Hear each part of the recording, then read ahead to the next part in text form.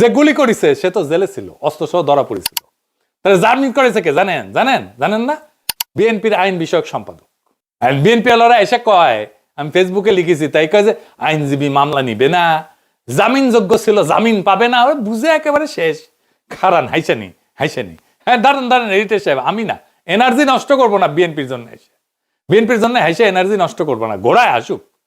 Editor সাহেব কি বলেন? অস্ত্র সহ ছিনতাই করতে গিয়ে আটক হইলে সেটা জামিনযোগ্য না।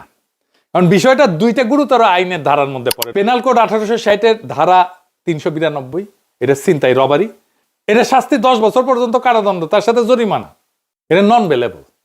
আর ধারা 397, ছিনতাইয়ের সময় মারাত্মক অস্ত্র ব্যবহার, যদি ছিনতাই করতে গিয়ে অস্ত্র প্রদর্শন ব্যবহার করা হয়, ভয় দেখানো হয়, তাহলে ধারা 397 যুক্ত হয়।